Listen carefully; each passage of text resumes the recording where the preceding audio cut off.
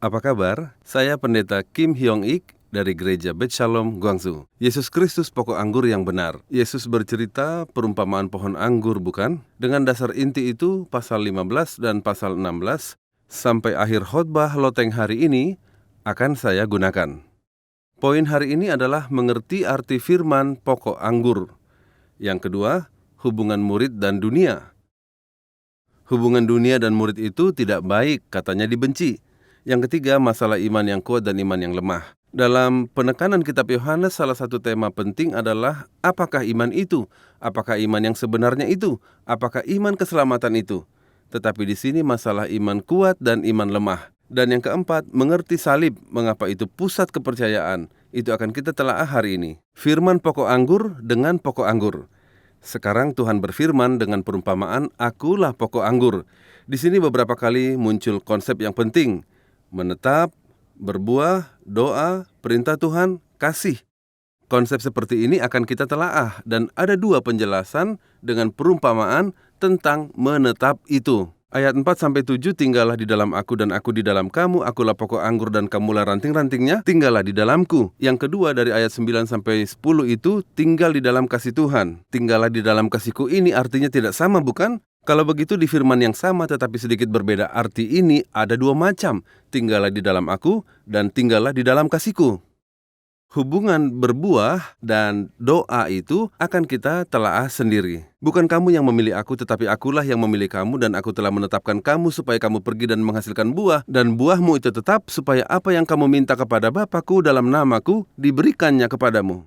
Pada firman ini, Tuhan memilih kita untuk berbuah.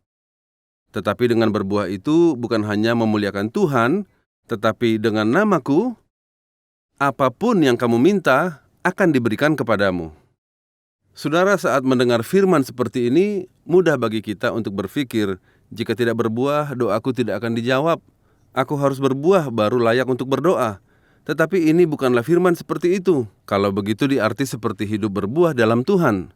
Hidup murid itu tidak mungkin tidak berbuah. Orang yang percaya Yesus pasti berbuah. Dalam artian itu, jadi bila berbuah, saya bisa meminta jawaban doa dari Tuhan. Kalau begitu, bukan hubungan Yesus dan para murid. Itu harus dijelaskan dengan cara apa? Seperti melakukan perintah Bapa dan tinggal di dalam kasih. Kamu juga bila melakukan perintahku akan tinggal di dalam kasihku. Dikatakan hubungan Yesus dengan Bapa itu sama seperti hubungan Yesus dengan para murid. Bagaimana saudara dapat tinggal di dalam kasih Yesus? Tuhan menyuruh kita tinggal di dalam kasih dan dengan menaati perintah Yesus itu sama dengan dilakukan Yesus kepada Bapa. Inilah perintahku supaya kamu saling mengasihi. Seperti aku telah mengasihi kamu sudah diberikan perintah baru tetapi diberikan lagi, bukan? Mengapa? Karena dengan saling mengasihi, kita ada dalam kasih Yesus. Dan dengan ada di dalam kasih Yesus, kita bisa mengalami kasih Yesus dan Bapa. Lebih lagi, orang yang tidak mengasihi tidak dapat mengenal kasih Bapa dan tak dapat mengalaminya, karena mengalami kasih Bapa akan lebih lagi mengasihi. Kamu adalah sahabatku, jikalau kamu berbuat apa yang kuperintahkan kepadamu. Tuhan memberikan kehormatan seperti ini. Jikalau kamu berbuat apa yang kuperintahkan kepadamu, jika melakukan perintahku, bila mengasihi aku, bila ada dalam kasihku, dikatakan bahwa kamu adalah sahabatku. Ini disebut ketekunan, bukan? Taat secara terus-menerus itu adalah karakter para murid. Bukan hanya taat sekali saja, taat secara terus-menerus. Taat dan selanjutnya tekun dan wahyu.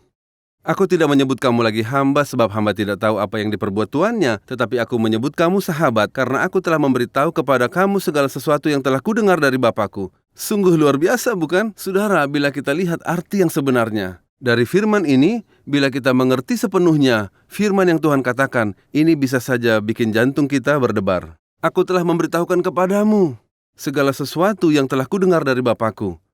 Kamu bukan lagi hamba, melainkan sahabat. Sungguh luar biasa, bukan? Dibilang ia ada untuk para murid yang dikasihi Tuhan dan juga hubungan kasih. Jikalau kamu menuruti perintahku, kamu akan tinggal di dalam kasihku seperti aku menuruti perintah Bapa-Ku tinggal di dalam kasihnya. Hubungan kita berbuah bersama Tuhan adalah kasih yang sama dengan hubungan anak berbuah bersama Bapa. Semuanya itu kukatakan kepadamu supaya sukacitaku ada di dalam kamu dan sukacitamu menjadi penuh. Sukacita seperti apakah yang Tuhan berikan? Dalam Alkitab kita, Injil kitab Yohanes, ada bagian bergembiralah Yesus dalam Roh Kudus. Ini ungkapannya, muncul hanya sekali. Tetapi sukacita yang dirasakan Tuhan, emosi itu sama seperti sukacita yang dimiliki kita yang percaya Yesus.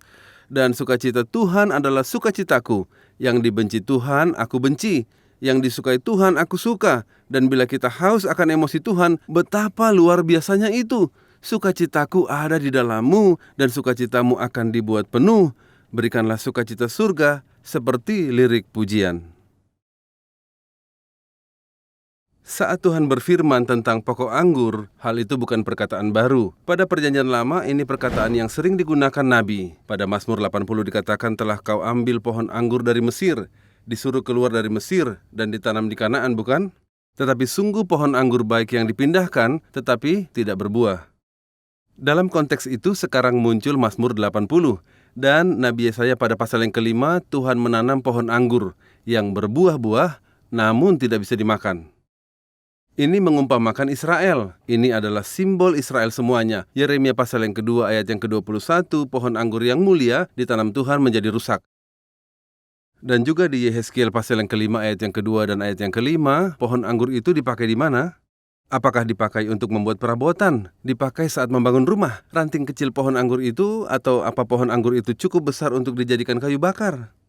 Tidak ada manfaatnya pohon anggur itu, hanya untuk berbuah. Maksudnya seperti itu bukan? Tetapi di sini tidak bisa berbuah. Segala kegagalan Israel diumpamakan dengan kegagalan pohon anggur Israel. Lalu Yesus datang ke bumi. Siapakah Yesus ini? Israel yang benar.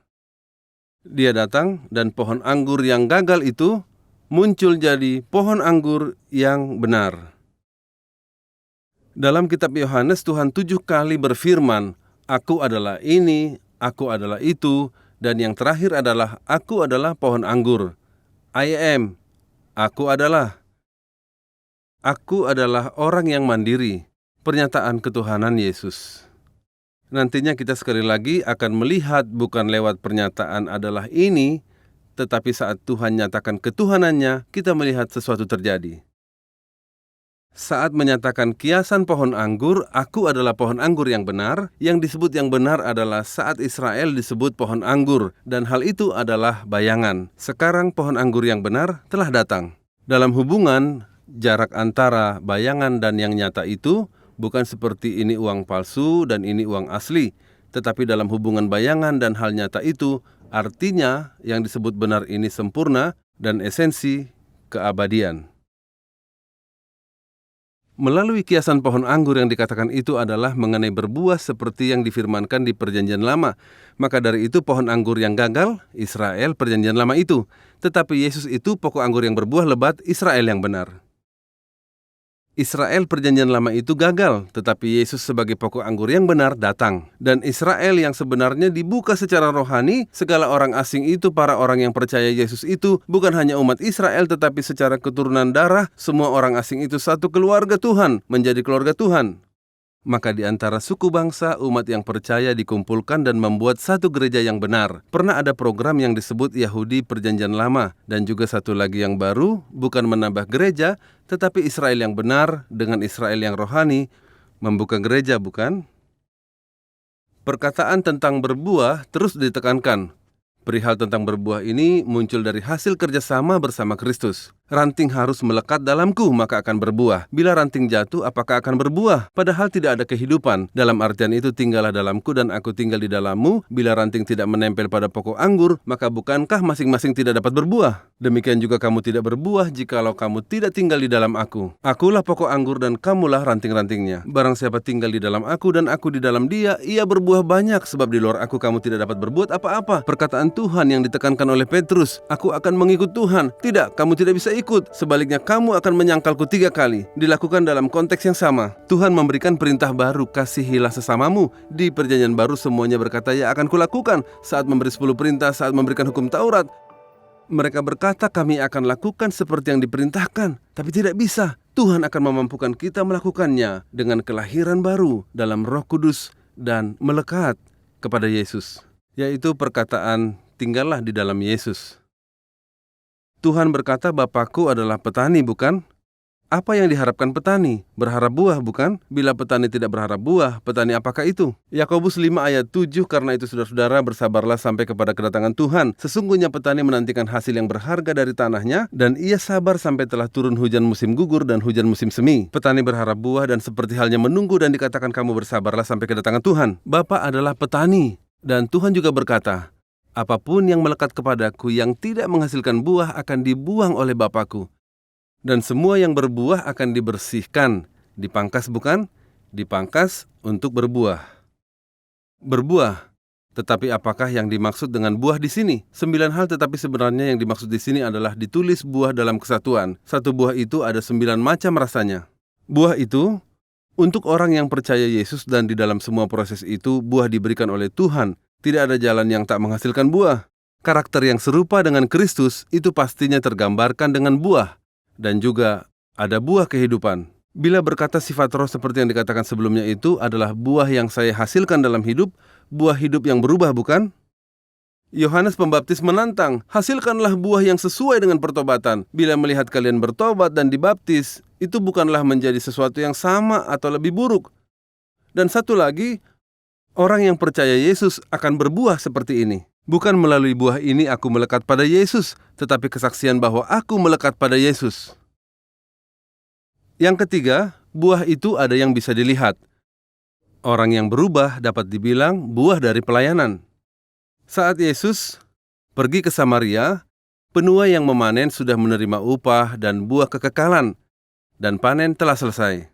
Orang Samaria kembali ke hadapan Tuhan itu digambarkan sebagai buah orang yang berubah, bukan? Jika biji gandum tidak jatuh ke dalam tanah dan mati, maka ia tetap satu biji saja. Tetapi jika mati, ia akan menghasilkan buah yang banyak. Kalau begitu, apakah mungkin pengikut Kristus itu tidak berbuah? Tuhan sudah berfirman, bukan? Dikatakan bahwa setiap ranting padaku yang tidak berbuah dipotongnya. Perkataan yang melekat padaku itu disebut orang percaya, bukan? Karena itu, bagian tentang buah ini perlu dirapikan. Dan yang paling sering kita lihat adalah bagian anak kalimatnya. 1 Korintus pasal 3 ayat 15, jika pekerjaannya terbakar, ia akan menderita kerugian, tetapi ia sendiri akan diselamatkan, tetapi seperti dari dalam api. Sebenarnya ini cerita tentang buah pelayanan. Hal ini bukan cerita tentang buah hidup atau terkadang buah Roh Kudus, tetapi cerita tentang buah pelayanan, bukan? Dalam 2 Petrus diceritakan tentang Lot. Tidakkah Lot ini terlihat seperti tidak punya buah? Benar bukan? Tetapi apa yang dikatakan tentang Lot? Di 2 Petrus orang-orang yang tak mengenal hukum dan yang hanya mengikuti hawa nafsu. Lot yang jadi menderita karena orang-orang itu di Sodom dan Gomora itu, ini adalah pernyataan Tuhan. Lot mendapat keselamatan, bukan? Tetapi di Alkitab tidak dijelaskan betapa orang ini melakukan banyak pelayanan dan berbuah. Tetapi yang jelas sebenarnya, orang ini menghasilkan banyak buah. Bila melakukan suatu tujuan, apa yang Bapa lakukan kepada kita sebagai petani? Membuat kita berbuah dengan berlimpah. Tetapi bukan tahap pelayanan seperti itu, melainkan bila benar-benar tidak ada buah dalam hidup kita, maka akan berpikir sebaliknya, apakah saya tidak melekat pada rantingnya, bukan? Itulah tujuan Tuhan. Kamu memang sudah bersih karena firman yang telah kukatakan kepadamu. Tuhan membuat kita bersih, dan karena Bapa membersihkan kita, dibuatnya kita berbuah banyak, dan dikuduskannya dengan kebenaran. Dibuat dengan firman, bukan? Dan juga untuk berbuah diberikannya beberapa perintah kepada kita yang harus kita perhatikan dengan sungguh-sungguh. Pertama, tinggallah di dalamku. Bila ingin berbuah maka harus ada di dalamku, bukan? Kita adalah ranting pohon, ranting itu harus melekat pada pohon anggur, bukan? Kalau ingin berbuah, tinggallah di dalamku dan aku di dalam kamu. Bila ranting tidak melekat pada pohon anggur, maka dia tidak dapat berbuah sendiri. Bila kamu tidak ada di dalam aku, tidak akan ada buah. Dikatakan ini bukan hal yang dapat kita buat sendiri. Kita sedang hidup di generasi di mana kehendak diri dan kebebasan kehendak dan tekad diri itu sangat ditekankan. Tetapi Tuhan berkata, kamu tidak bisa di luar aku. Tinggallah di dalam kasih-Ku. Seperti Bapa telah mengasihi aku, demikianlah juga aku telah mengasihi kamu. Tinggallah di dalam kasih-Ku itu. Apa artinya perkataan ini? Seperti aku di dalam kasih Bapa, kamu juga harus ada di dalam kasih-Ku, agar kamu bisa berbuah dan mampu melakukan apapun. Ketaatan. Bagaimana cara untuk tinggal di dalam Kristus? Bagaimana caranya untuk tinggal di dalam kasih Kristus? Yaitu dengan ketaatan menaati perintah Tuhan. Jikalau kamu menuruti perintahku, kamu akan tinggal di dalam kasihku, seperti aku menuruti perintah Bapakku dan tinggal di dalam kasihnya. Apakah itu menaati perintah Tuhan? Perintah baru, yaitu saling mengasihi. Dan juga apa itu saling mengasihi? Buah. Saling mengasihi itu adalah buah.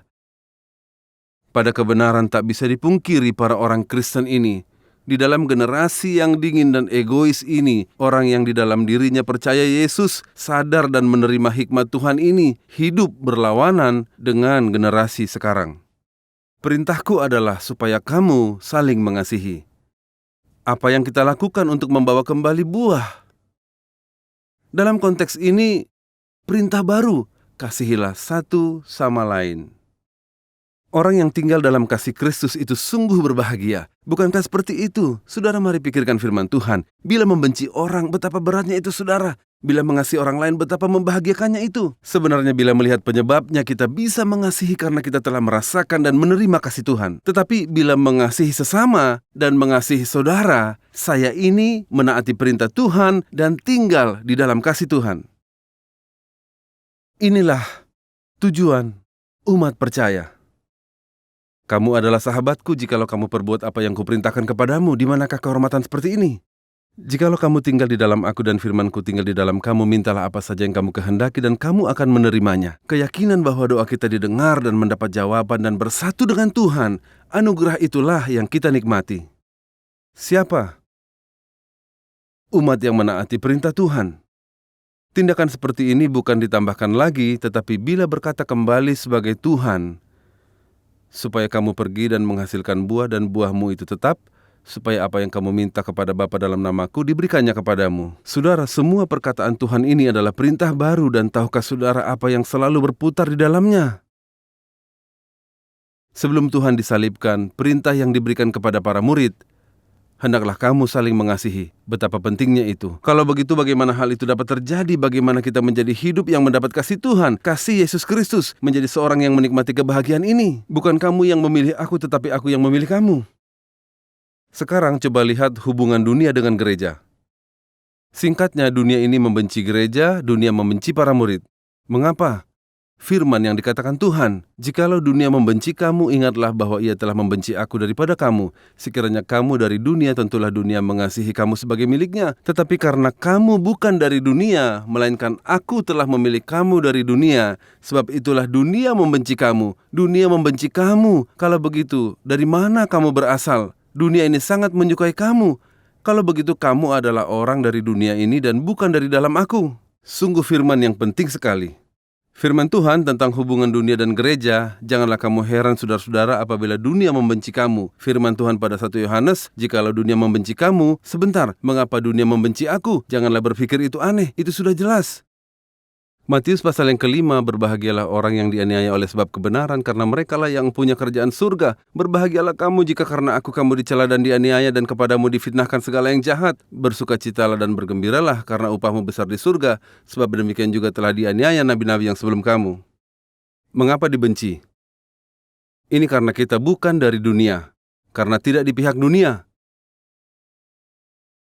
Sekiranya kamu dari dunia, tentulah dunia mengasihi kamu sebagai miliknya. Tetapi karena kamu bukan dari dunia, melainkan milikku, sesuai dengan firman Tuhan. Alasan kedua, mengapa dibenci? Karena dunia ini membenci Yesus. Kita dan Yesus itu satu. Karena membenci Yesus, maka aku pun dibenci. Jikalau dunia membenci kamu, ingatlah bahwa ia terlebih dahulu membenci aku daripada kamu. Tetapi semuanya itu akan mereka lakukan terhadap kamu karena namaku. Karena nama Yesus kita dibenci. Walaupun kita baik dalam hal lain, tapi karena nama Yesus kita dibenci. Cerita ini seperti perkataan Rasul Petrus. Kamu berbuat salah dan berbuah, bukan cerita seperti itu. Kamu berbuat baik, sungguh adalah ketulusan. Sungguh berbuat baik, tanpa celah. Tapi kita bisa dicaci maki karena Yesus. Dunia membenci kita. Yang ketiga, karena dunia tidak mengenal Tuhan Bapa, mereka membenci kita. Bila mengenal Allah Bapa, maka anak-anak Tuhan pun akan dikasihi. Tapi karena tidak tahu siapa Tuhan pencipta itu, maka kita dibenci. Tetapi semuanya itu akan mereka lakukan terhadap kamu karena namaku, sebab mereka tidak mengenal Dia yang telah mengutus aku. Di dalam situasi seperti ini, apakah saudara akan takut dan gentar? Tidak kan? Dibenci oleh dunia bukanlah alasan untuk berputus asa, melainkan alasan kita untuk menjadi yakin. Ternyata saya berada di dalam Tuhan. Kita tahu itu. Maka ada lagu yang kita nyanyikan. Tinggalkan dunia dan ikut Tuhan. Walau sendiri pun, ikut Tuhan. Itu penting bukan? Dan juga disuruh bersuka cita di saat seperti itu. Jangan putus asa. Dan yang lebih baik bila banyak rekan yang bersuka cita juga. Dalam 1 Petrus pun sama dikatakan, bersukacitalah dan bergembiralah. Yang ketiga, umat percaya bersama Roh Kudus harus menjadi saksi Yesus. Maksudnya adalah, jikalau penghibur yang kuutus dari Bapa datang, yaitu Roh kebenaran yang keluar dari Bapa, ia akan bersaksi tentang aku. Tetapi kamu juga harus bersaksi, karena kamu dari semula bersama-sama aku. Dikatakan lagi Roh kebenaran dan penghibur Roh Kudus, maka tetap Roh kebenaran bersaksi mengenai Yesus. Tetapi ia tinggal di dalamku, maka kita bersama dengan dia bersaksi bersama. Kita tidak melakukannya sendiri. Kita bersaksi bersama dengan Roh Kudus. Tentang Roh Kudus, Yesus berkata sekali lagi, meskipun Roh Kudus itu melakukan 3 pekerjaan, tetapi sebenarnya 1 pekerjaan, yaitu menyadarkan. Tetapi menyadarkan tentang apa? Yaitu pertama tentang dosa, yang kedua tentang kebenaran, ketiga tentang penghakiman akan dunia ini. Bila berbuat dosa berarti tidak percaya kepadaku. Roh Kudus memberi kesadaran akan dosa, kebenaran, dan penghakiman. Dan saat itu ada 2 cara analisis. Yang pertama, menyadarkan umat tak percaya akan dosa dan memberikan kesempatan untuk bertobat. Benar, maka ada cara analisis kedua. Dalam sudut pandang penghakiman dan penebusan dosa, pesan penghakiman yang diberikan Roh Kudus itu bisa menjadi penebusan dosa. Kita dapat mengerti dengan pengertian seperti itu, tetapi sebenarnya keduanya mungkin, bukan? Tentang Roh Kudus yang menyadarkan akan dosa itu karena mereka tetap tidak percaya kepadaku, di sini yang dikatakan dosa itu ditulis secara jamak. Pada waktu sebelumnya pun firman seperti ini sekali diberikan, tetapi ada yang menjadi segala penyebab dosa, sumber dosa. Semua dosa itu ada asal-usulnya, itulah akar dosa. Apakah itu? Tidak percaya. Tidak percaya Yesus berarti binasa. Semua dosa berasal dari situ. Karena mereka tidak percaya kepadaku, maka mereka berdosa. Dosa tidak percaya itu diutarakan oleh Roh Kudus, dan dengan penyadaran maka orang bisa bertobat dan kembali, bukan? Tanpa penyadaran ini, tidak ada orang yang kembali dengan sendirinya. Akan kebenaran karena aku pergi kepada Bapa dan kamu tidak melihat aku lagi. Maksudnya apa? Disadarkan akan kebenaran. Tetapi seperti perkataan Nabi Yesaya, seperti pakaian kotor. Kebenaranmu itu bukan apa-apa. Tetapi tahukah kebenaran yang sesungguhnya? Tentu saja aku, Yesus Kristus, yang menjadi kebenaran kita, bukan? Menjadi kekudusan kita. Kamu tidak bisa melihat aku lagi. Roh Kudus menunjukkan Yesus Kristus yang menjadi kebenaran sebenarnya dan mengajari kita. Tetapi orang itu telah pergi. Yang ketiga, akan penghakiman. Dunia ini mendapat upah penghakiman. Di mana? Sekarang tahu maksud yang dikatakan Tuhan. Dunia ini telah dihukum. Di manakah dunia menerima penghukuman itu? Dengan penyalipan Yesus. Sekarang Yesus memusnahkan kuasa iblis. Dikatakan kamu adalah hamba dosa, dan yang difirmankan di pasal yang ke-8, sesungguhnya setiap orang yang berbuat dosa adalah hamba dosa. Saat Roh Kudus menyadarkan ada 2 hal yang digunakan, manusia dan firman Tuhan, dilakukan melalui manusia, dan karena firman Tuhan itu roh kebenaran, maka dilakukan melalui firman. Tetapi, Tuhan mengatakan hal yang unik pada pasal 16 ayat 23. Pada hari itu kamu tidak menanyakan apa-apa kepadaku. Sekarang banyak yang ingin diketahui. Sekarang tidak mengerti apa yang dikatakan Tuhan. Pada hari itu katanya tidak bertanya. Mengapa seperti itu? Karena melihat salib. Sekarang kematian Tuhan di kayu salib adalah sesuatu yang tidak bisa dibayangkan. Ia yang menghidupkan orang mati, bagaimana bisa mati dengan mudah di kayu salib? Tetapi setelah peristiwa salib kita tahu bahwa ternyata setelah salib ada kebangkitan kembali. Itu adalah penggenapan sempurna. Kita tahu semua itu saat mengerti arti kabar baik itu. Dan juga Tuhan kembali menyebutkan tentang doa. Mengapa seringkali menyebutkan tentang doa? Melalui doa kita mengikuti Tuhan, dan bukan itu saja manfaatnya, tetapi melalui doa kita mengalami sukacita. Lihat paling bawah. Mintalah maka kamu akan menerima, supaya penuhlah sukacitamu. Sukacita atas para murid yang dirasakan Tuhan Yesus selama di bumi. Melalui doa sukacita Tuhan itu memberikan penghiburan dan kedamaian bagi para murid. Di tengah kesesakan untuk terakhir kali, Tuhan berfirman akan iman yang memberi kedamaian. Yang disebut iman adalah menikmati damai di tengah kesesakan, bukan? Kedamaian yang dinikmati di tengah badai, bukan? Ketika berpikir iman yang kuat, iman yang baik, apa kira-kira esensi dari iman itu? Orang ini imannya sungguh kuat. Ukuran apa yang kita gunakan saat mengatakan imannya sungguh kuat? Apakah banyak berdoa? Apakah banyak tahu firman Tuhan? Banyak pelayanan di gereja? Hal itu adalah cerita lain, bukan? Mari lihat kembali analisa iman yang dimiliki para murid. Selama 3 tahun para murid menerima didikan secara langsung oleh Yesus. Ada saatnya di mana kita tidak saling bicara, dikatakan seperti itu. Di ayat 25, semuanya ini kukatakan kepadamu dengan kiasan, akan tiba saatnya aku tidak lagi berkata-kata kepadamu dengan kiasan, tetapi terus terang memberitakan Bapa kepadamu. Tetapi di sini sebenarnya bukan kiasan, tetapi rahasia. Di waktu sebelumnya seperti firman di pasal 10, rahasia itu adalah konsep yang lebih besar dari kiasan dan konsep yang termasuk kiasan juga, dan cerita yang tidak bisa dijelaskan melalui kiasan saja, itu disebut rahasia. Kapankah itu? Saat mengalami kayu salib. Para murid masih tidak tersadar sepenuhnya dan tidak dapat mengerti, maka itu masih banyak yang akan kuperbuat kepadamu, tapi sekarang kamu tidak bisa mengatasinya dan aku tidak bisa ceritakan semuanya. Tuhan berfirman seperti itu. Keyakinan dan bukti tentang kasih Bapa terus akan dikatakan, bukan? Yesus berkata, karena Bapa mengasihi kalian, jangan berkata kepadaku, selamatkanlah, melainkan secara langsung berdoa kepada Allah dalam namaku. Kata murid-muridnya, lihat sekarang engkau terus terang berkata-kata dan engkau tidak memakai kiasan. Sekarang kami tahu bahwa engkau mengetahui segala sesuatu dan tidak perlu orang bertanya kepadamu. Karena itu kami percaya bahwa engkau datang dari Allah. Para murid sekarang tidak mengerti, tetapi para murid ini sambil tidak mengerti mengangguk-angguk dan berkata, begitu. Tetapi Tuhan berkata apa? Jawab Yesus, percayakah kamu sekarang? Lihat saatnya datang, bahkan sudah datang, bahwa kamu dicerai-beraikan masing-masing ke tempatnya sendiri dan kamu meninggalkan aku seorang diri. Namun aku tidak seorang diri sebab Bapa menyertai aku. Percayakah kalian? Tetapi kamu sekarang terpisah-pisah. Saatnya sudah datang. Karena itu sebenarnya para murid itu berkata percaya. Tetapi apakah imanmu itu palsu? Bukan seperti itu. Maksudnya adalah iman para murid itu benar. Dan iman yang terlalu cepat, itulah iman yang lemah. Jadi tumbang. Para murid yang memiliki iman lemah akhirnya tumbang di hadapan kayu salib. Tetapi, tahukah bukti yang disebut iman yang benar itu? Menunjuk pada target iman itu. Kita selalu tertuju pada pusat iman. Pusat iman seperti betapa saya bekerja keras, betapa lamanya saya, betapa gigihnya saya, itu dipusatkan berfokus pada targetnya, yaitu Tuhan. Itulah iman yang benar. Bukan ditetapkan dengan seberapa sungguh-sungguhnya diriku, tetapi orang-orang ini berfokus kepada Yesus. Lemah, tetapi itu iman yang benar.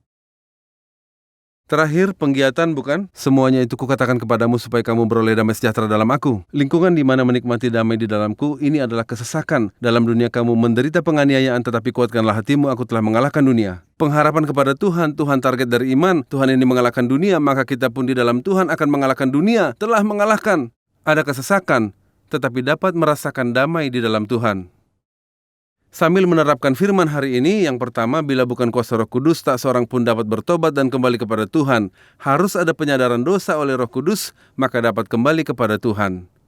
Yang kedua, ukuran penilaian iman itu harus tertuju pada targetnya. Ukuran penilaian iman itu ada pada tujuan target iman itu sendiri. Betapa saya bekerja keras, ini adalah prinsip Taurat. Target iman, berharap pada yang Tuhan lakukan untukku.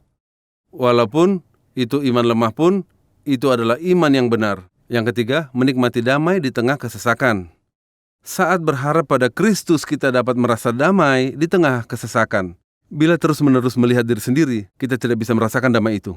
Iman itu adalah berharap pada Tuhan. Pada waktu selanjutnya kita sudah banyak masuk ke bagian 15. Pelajaran dalam kitab Yohanes ini akan membahas kitab Yohanes pasal yang ke-17. Dan dalam keseluruhan kitab Yohanes, dalam keseluruhan Alkitab, ini adalah bagian yang paling dalam, Yohanes pasal 17. Itu adalah doa Yesus kepada Bapa sebelum disalibkan. Kita akan kembali ke tempat kudus ini minggu depan. Terima kasih.